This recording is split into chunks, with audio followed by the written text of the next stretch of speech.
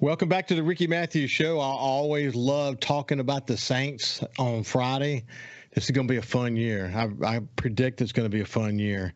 It's going to be better than the frustrating years of the past. That is for sure. Derek Carr makes a big difference. Hey, listen, I got a note from a friend of mine who said, what am I playing with when he's watching the show on YouTube or Facebook, and he said, what am I playing with when I'm doing the show? And it's just soft plastic. My son usually uses this little station right over here to my right to change baits before we go out fishing, and he laid this one on this area where I do my show, and I don't even realize I've got it. I'm just playing with it. I don't know why I do that, Anyway, that's what I have. He said he could get glimpses of it every now and then when it wiggles. And that's what it is. That's what it is. Speaking of fishing and soft plastics, I'm excited to have my friend Sonny Schindler from Sure Thing Charters joining me today. How you doing, Sonny? Good, man. Got a little windy day, so I figured I'd give you a call, see how you been. Yeah, so Sonny and I, so this is a Friday show, but Sonny and I are doing this show earlier in the week because as the tropical system passes to our south, offshore, it's not good at all. But even in the Mississippi Sound, we're talking about 20-knot winds with gusts to 30 knots. Pretty much don't go out on a day like today, right, Sonny? Yeah. What is it? You'd rather be here wishing you were there than there wishing you were here, kind of stuff. Boy, hey, for people who think about what Sonny just said, that's a powerful statement. You'd rather be here wishing you were there instead of there wishing you were here. Whoo, yeah. Buddy, do I know that? Do I know how powerful that statement is? You know it well too, don't you? Oh yeah, and I've had enough of those there wishing I was here moments that I don't test Mother Nature. You only get so many gimmies, and I've got plenty of work to keep me busy and catch up on. So check in with y'all and see how everything's going. So it's not a loss.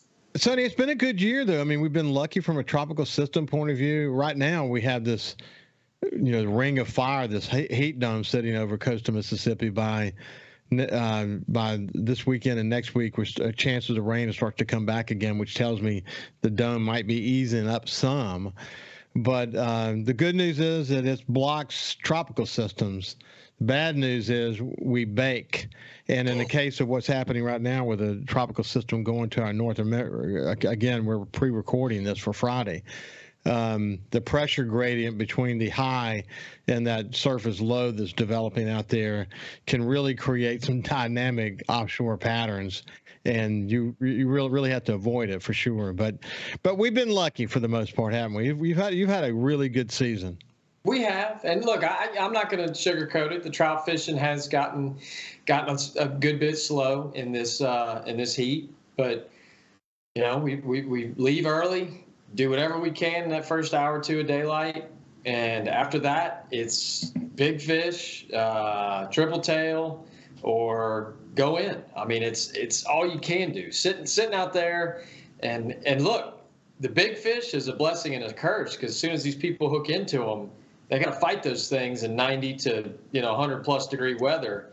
So it's you're not cranking in on bull reds and sharks all day. It'll crush anybody. Ooh, so I mean, again, you're preaching hydration. Listen, I bring a battery operated fan, a really nice Wyobi, I think is the way you say it, commercial fan that I put up on my counter, or excuse me, my whatever you call it, on my center console.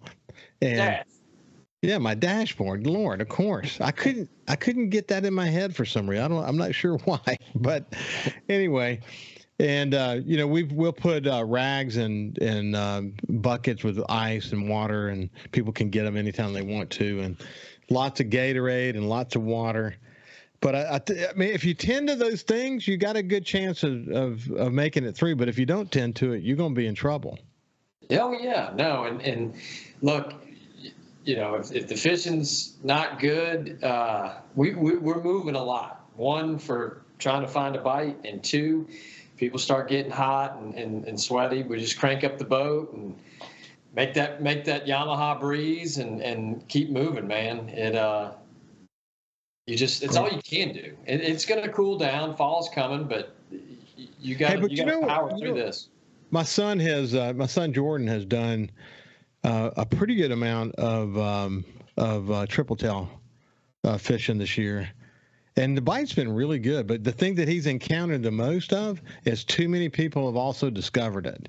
So he was off of Pascagoula a couple of weeks ago, and he said there probably been 20 or 30 boats running the crab pots or whatever. You want a good triple tail story? Yeah. So I spent all week at the Island House. This crew from Tennessee, Kentucky, lumber people. So I'm running in to pick them up. We go out early first thing to set up the groceries and clean the house. Well, I'm running in from the island to Long Beach Harbor to pick them up. One buoy. I see one buoy all by itself in the middle of nowhere. I'm on the phone with my wife, just checking in, trying to hide from the wind. See one buoy go by it. It was a good one, man. Like, I don't know, 22-inch fish. Isn't that awesome when you pass one and was it just turned sideways laying there? Turned sideways. I got off the phone. So I called the guys back at the house. We left a few guys to set up and cook. And I said, look, there's a big one here. We're going to catch it and eat it, or do we wait and give it to the customers? And they all said, look, man, wait for the customers. Wait for the customers. Nobody's going to be out here. Guess what happens? So we go in, pick up the customers. I throw them in the boat. Come on. I got a present for y'all.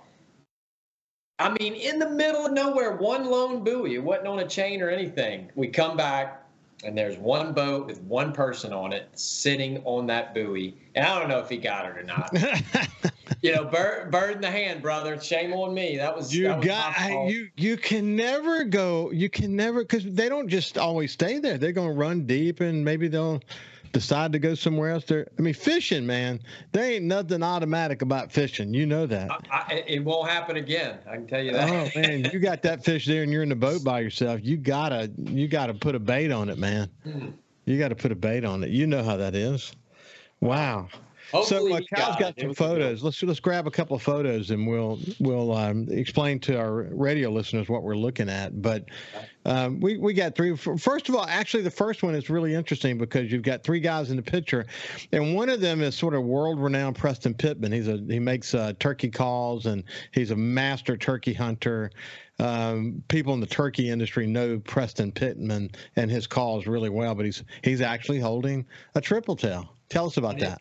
And I believe that is his first. I wasn't on this trip. This was a bunch of our other guys, Captain Keith and Darren and Kenny, and I think Captain Ray.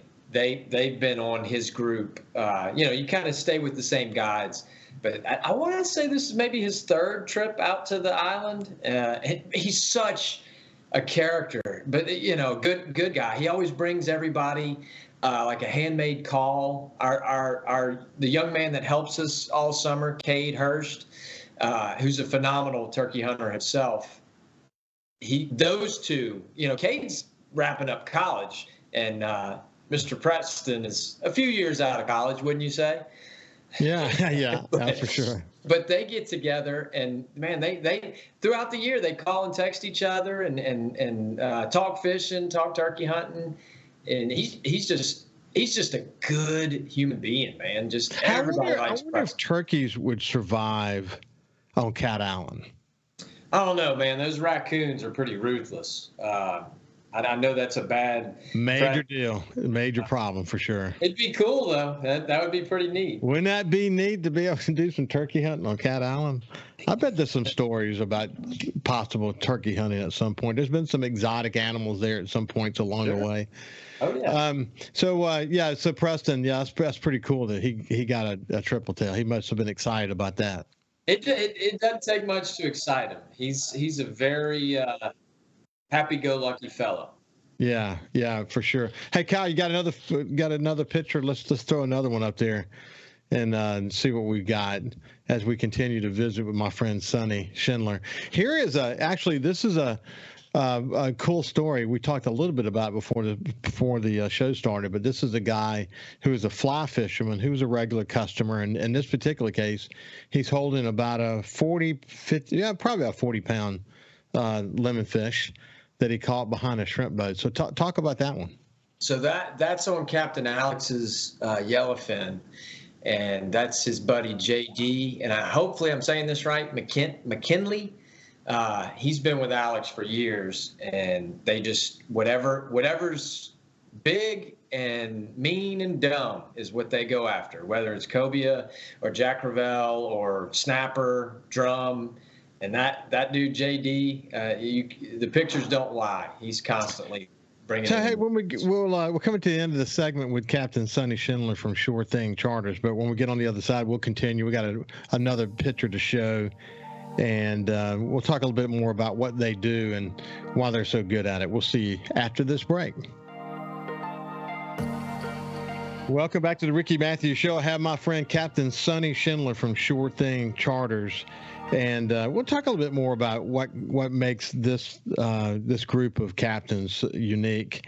But before we do, let's go back to the conversation we were having before we went to break, and that is that here you got a lot of regular customers. In this case, you got a regular customer who loves to fly fish and wants a big pool. So it could be a shark, it could be a Jack Crevalle.